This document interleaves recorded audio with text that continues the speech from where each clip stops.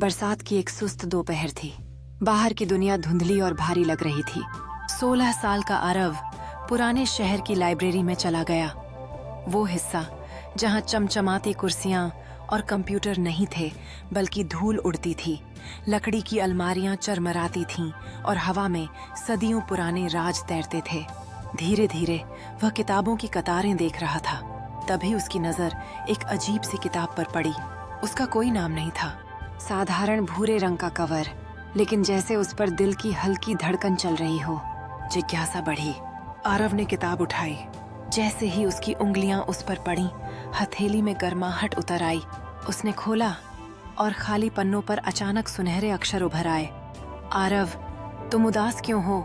वह हक्का बक्का रह गया। ये उसका नाम कैसे जानती थी? होंठ कांपे। लेकिन उसने धीमे से कह दिया, मुझे लगता है कोई मुझे देखता ही नहीं। मैं जैसे सबके लिए अदृश्य हूँ। पन्ने और चमक उठे और तभी जैसे हवा बदल गई हो, धुंधली तस्वीरें सामने तैरने लगीं। माँ उसके इंतजार में थाली लगाए बैठी हैं। दोस्त क्रिकेट मैच में उसे पुकार रहा है। टीचर उसकी कॉपी क्लास को दिखाकर गर्व से मुस्कुरा रहे हैं। उसकी आंखें भर आईं। वह अदृश्य कभी था ही नहीं, बस देखने से इनकार करता रहा था। उस दिन से वो किताब उसकी गुप्त साथी बन गई। जब भी खोलता सवाल पूछती, तुम्हारा सपना क्या है? तुम किससे डरते हो? क्या छिपा रहे हो? और जब जब आरव सच कहता, किताब और चमकती उसे भविष्य की झलक दिखाती, जैसे रास्ता दिखा रही हो। लेकिन मोह बड़ा कपटी होता है। एक सुबह स्कूल से बचने के लिए आरव ने टीचर से झूठ बोल दिया। कल मैं बीमार था। उसे लगा छोटा सा झूठ है, लेकिन उसी रात जब उसने किताब खोली, पन्ने काले हो गए। धुएं जैसी स्याही उठी और लाल अक्षरों में लिखा था, झूठ तुम्हारी कहानी मिटा देता है। फिर सन्नाटा। उसने बोलने की कोशिश की, मगर आवाज गायब। उसका गला जैसे बंद हो गया। डर से कांपता हुआ उसने सबको बताने की कोशिश की, लेकिन कोई सुन नहीं पाया। खाने की मेज पर माँ ने उसके हाव भाव देखे। कांपते हाथों से उसने कागज पर लिखा, मैं झूठ बोला, बीमार नहीं था, माफ कर दो।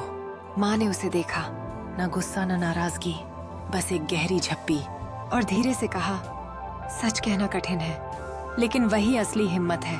उसी पल किताब सोने की रोशनी से फूट पड़ी, जैसे 100 दिए एक साथ जल उठे हों। आरव की आवाज लौट आई और उसने महसूस किया, अब उसके अंदर डर नहीं, साहस सांस ले रहा था।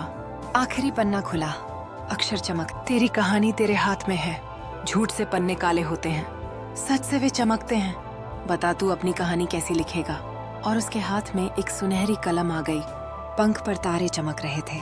आरव ने सिर उठाकर सीधा हमारी ओर देखा, हम सब की आंखों में, और जैसे खामोशी से पूछ रहा हो, तुम अपनी कहानी कैसी लिखोगे? किताब धीरे से बंद हो गई। लाइब्रेरी फिर शांत थी, लेकिन आरव जानता था उसकी असली कहानी अब शुरू हुई है। सच बोलना सिर्फ गुण नहीं, असली जादू है। यही वो स्याही है जिससे जीवन की सबसे चमकीली कहानी लिखी जाती है।